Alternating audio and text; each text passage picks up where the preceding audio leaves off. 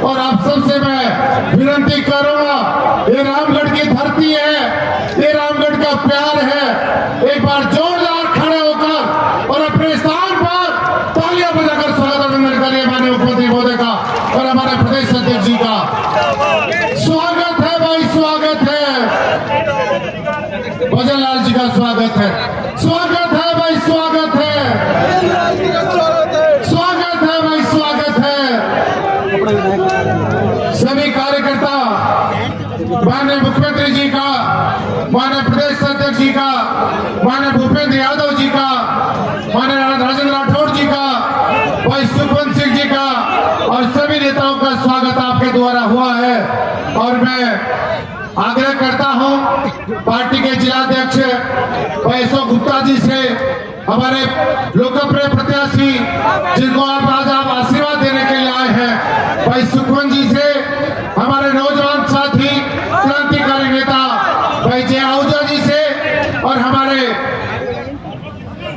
मंडलों के जो अध्यक्ष हैं उनसे आग्रह करूंगा कि माननीय मुख्यमंत्री जी का साफा पहनाकर स्वागत करें, दुपट्टा पहनाकर स्वागत करें, माननीय प्रदेश अध्यक्ष जी का दुपट्टा और साफे के द्वारा स्वागत करें और माननीय भूपेंद्र यादव जी का पगड़ी राजस्थान के आन बान और शान पगड़ी के द्वारा सम्मान करें, राजेंद्र राठौड़ जी का सम्मान करें। और ये जिस प्रकार से आप प्रातः 10 बजे से इस सभा में शिरकत करने के लिए पहुंचे थे, यहाँ का जनसैलाब मैंने देखा है, यहाँ का प्यार मैंने देखा है और बड़ी खुशी का दिन है।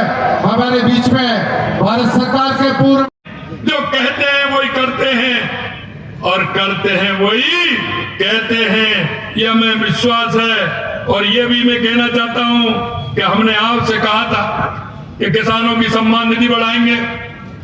अरे आपके खाते में आई कि नहीं आई ये तो बताओ। किसान सम्मान निधि बढ़ाई कि नहीं बढ़ाई और खाते में आई कि नहीं आई? और हमने कोई भेदभाव किया क्या? कोई भेदभाव किया क्या? किसी जातिवाद किया क्या? कोई धर्मवाद किया क्या? देश के यशस्वी प्रधानमंत्री नरेंद्र मोदी जी किसान सम्मान निधि में कोई भेदभाव करते हैं क्या? और मैं आपसे कहना चाहता हूं, देश के यशस्वी प्रधानमंत्री नरेंद्र मोदी जी ने घर घर में बिजली पहुंचाने का काम किया, कोई भेदभाव किया है क्या? प्रधानमंत्री सड़क योजना के नाम से हर गांव में सड़क पहुंचाई, कोई भेदभाव किया है क्या? मैं आपसे इसलिए कहना चाहता हूं मेरे भाई और बहनों कि ये जो संकुचित सोच रखने वाले लोग हैं, क्योंकि इनको कुर्सी चाहिए, ये परिवारवादी लोग हैं, ये वो लोग हैं जिन्होंने इस देश में भ्रष्टाचार को प्रारंभ किया। और यही नहीं, अगर सही मायने में हम कहें तो यह कांग्रेस भ्रष्टाचार की जननी है। मेरे को अशोक जी अग्रवाल साहब एक पुराना कागज दे रहे थे, मैंने कहा पता है मुझे, अलवर में भी जमीन में घोटाला किया है। चिंता मत करिए, मैं निकलवा रहा हूं साहब, किसी तरह का चिंता करने की जरूरत नहीं है। हमने कहा है कि आपने देखा जिस तरह से हमारे युवाओं के साथ, हमारे किसान और मजदूर के जो हमारे युवा हैं उनके साथ इन्होंने धोखा देने का काम किया। लगातार पेपर हो रहे हैं, कोई लीक हो रहा है क्या? अरे बताइए, आज भी पेपर है शायद, एक मेरे को लग रहा है लगातार 3 दिन से हो रहे हैं, कोई पेपर लीक हुआ है क्या? लेकिन इनके जमाने में कितने लीक होते थे आपने देखा। लेकिन हमने कहा हम क्या करेंगे, वो भी आपने देख लिया। पहले लोग कहते थे 50 की संख्या हो गई, फिर कहने लगे 100 की हो गई, फिर कहने के 125 की हो गई, फिर कहते 150 की हो गई, अब संख्या 200 तक पहुंच गई कि नहीं पहुंच गई? कई लोग हमारे कह रहे साहब इनका क्या होगा? अरे संख्या बढ़ती जा रही है, आप देख रहे हो ना। हमने कहा कि ऐसा कोई दोषी है जिसने हमारे युवाओं के आंखों में आंसू लाने का काम किया है, उसको किसी कीमत पर छोड़ने वाले नहीं है। और हमारी सरकार जिस तरह से काम कर रही है, मेरे भाई और बहनों, मैं इतना निवेदन आपसे करना चाहता हूं कि जिस तरह से देश के यशस्वी प्रधानमंत्री नरेंद्र मोदी जी के नेतृत्व में हमारा देश आगे बढ़ रहा है, हमारा प्रदेश आगे बढ़ रहा है। हमारे प्रधानमंत्री जी कहते हैं हमारा गांव का विकास होगा, हमारे कस्बे का विकास होगा, हमारे जिले का विकास होगा, हमारे प्रदेश का विकास होगा, तो भारत माँ का विकास होगा, भारत देश का विकास होगा, भारत विकसित बनेगा। इसलिए मैं आपसे कहना चाहता हूं कि हमने जिस तरह से कांग्रेस की सरकार में साइबर ठगों की क्या स्थिति थी आपके रामगढ़ में, आपने देखा है? साइबर ठग किस तरह से करते थे मेवात के अंदर, उन्होंने क्या हालत कर रखी थी।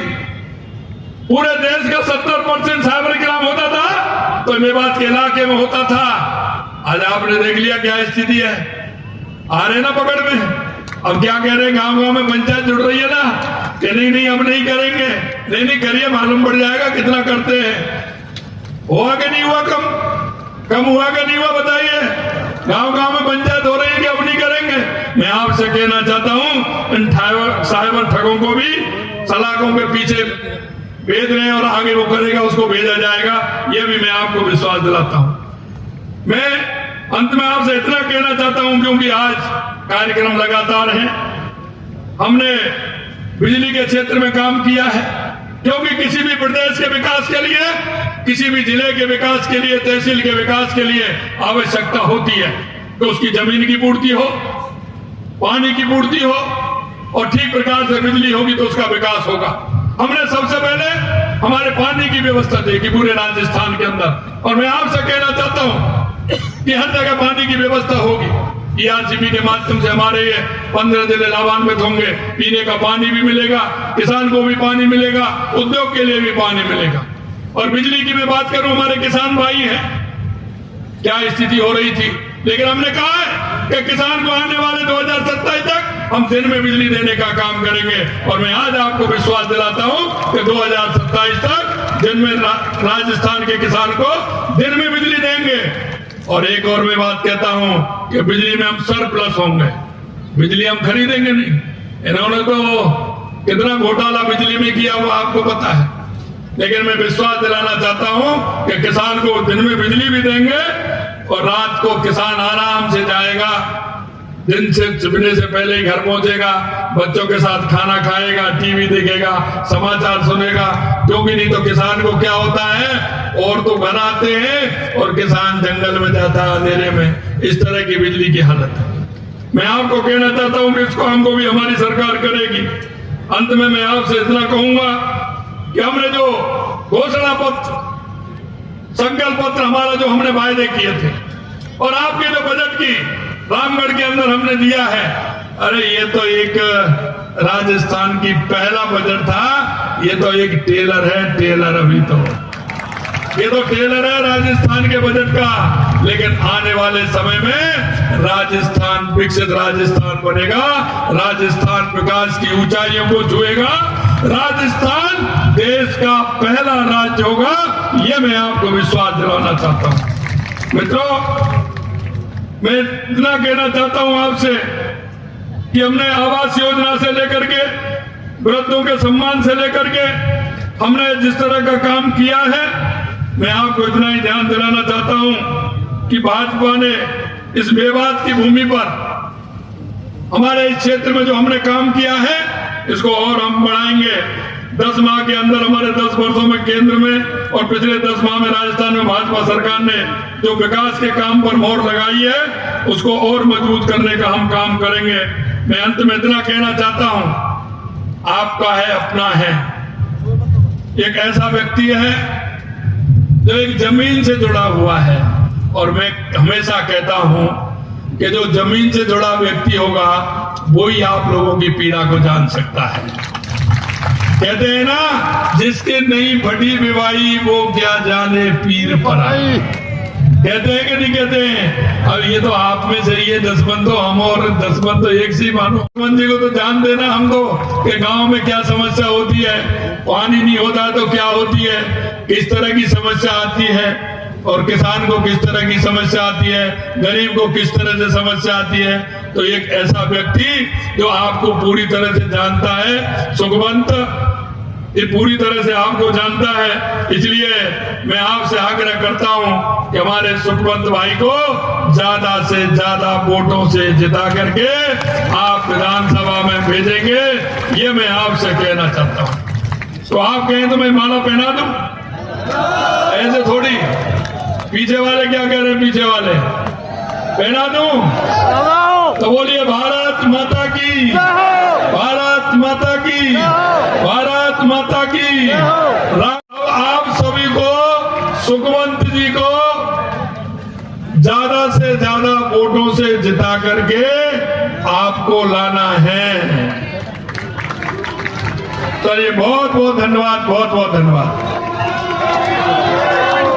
और अंत में मैं पार्टी के जिलाध्यक्ष श्रीमान अशोक गुप्ता जी से आग्रह करूंगा, सभी हेतु जनता जनार्दन कर सभी कार्यकर्ताओं को धन्यवाद। और माननीय मुख्यमंत्री, माननीय हमारे प्रदेश के भागीरथ मुख्यमंत्री श्रीमान भजन लाल जी का यहाँ रामगढ़ की पावन धरा पर स्वागत करता हूँ, अभिनंदन करता हूँ। हमारे प्रदेश अध्यक्ष सम्मानीय मदन राठौड़ जी का भी मैं अभिनंदन करता हूँ। और हमारे कद्दावर नेता सम्मानीय भूपेंद्र यादव जी का भी मैं रामगढ़ की पावन धरा पर स्वागत करता हूँ। मैं आप सब लोगों से इतना कहना चाहता हूँ कि आप सब लोग ऐसी महान विभूतियों का जोरदार ताड़ियां बजाकर स्वागत करें, अभिनंदन करें, क्योंकि इसी शीर्ष नेतृत्व की वजह से मुझ जैसे एक साधारण से कार्यकर्ता को पार्टी ने प्रत्याशी बनाया है। और मैं आप सब लोगों के दम पर इनको विश्वास दिलाता हूं कि रामगढ़ में इस बार कमल जरूर खिलेगा, क्योंकि इस बार जो छोटा मोटा मनमुटाव था वो भी भाई जय ओझा ने आप सबके सामने बयान किया। उसमें हम सभी एकजुट होकर सभी कार्यकर्ता, चाहे वो मंडल स्तर का हो, चाहे वो जिला स्तर का हो, चाहे वो प्रदेश स्तर का हो, हमारे प्रभारी मंत्री जी श्री गौतम दत्त जी यहाँ पिछले 20 दिन से हैं। हमारे यहाँ जिले के मंत्री सम्मानीय संजय शर्मा जी लगातार मॉनिटरिंग कर रहे हैं। महेंद्र कुमावत जी जो हमारे प्रदेश मंत्री हैं वो लगातार मॉनिटरिंग कर रहे हैं। तो मेरा आप सब लोगों से यही आग्रह है कि आप सब लोग आ गया हमारे शीर्ष नेतृत्व को हाथ खड़े होकर ये गारंटी दिलाएं कि आने वाली 13 तारीख को हम अधिक से अधिक मतदान करके और जो 23 को रिजल्ट आएगा उसमें विजय श्री प्राप्त करेंगे। आप सब हाथ खड़े करके इनको अपना भरोसा दिलाएं। मैं एक बार पूरे मुख्यमंत्री जी का स्वागत करता हूं और सिर्फ 2 लाइनें बोलकर अपनी बात खत्म करता हूं। रेगिस्तान भी हरे हो जाते हैं जब अपनों के साथ अपने खड़े हो जाते हैं। मैं आप सब लोगों से आशीर्वाद मांग रहा हूं। मैं पूरा संगठन मुझे आशीर्वाद दे, समर्थन दे, जिससे कि ये जीत और आसान हो जाए। मैं आप सब लोगों को यही विश्वास दिलाना चाहता हूं कि जो यहाँ पिछले 5 साल में गुंडागर्दी हुई उसको इस बार नहीं होने देंगे। और मैं आपके साथ कंधे से कंधा मिलाकर खड़ा हूं। हमारे पड़ोस के विधायक यहाँ 30 किलोमीटर दूर के एक बयान देता है कि मैं इस क्षेत्र को हिंदूहीन कर दूंगा। इस पर भी आपको सोचना होगा। और पिछले 2018 की बात मैं आपको याद दिला दूं कि यहाँ से जो पूर्व विधायक थी उसने एक बयान दिया था कि आपको इन केन जैसे बीच टेंट फोड़नी पड़े तब भी आप वोट लो और वोट करो। वो बात आपको ध्यान रखनी पड़ेगी। इस बार उसी माँ का बेटा आपके बीच में प्रत्याशी बनकर आया है। जब वो महिलाओं पर इतनी बड़ी बात कह सकती है तो ये तो एक युवा है, ये कहां तक जाएगा आपको सोचना होगा।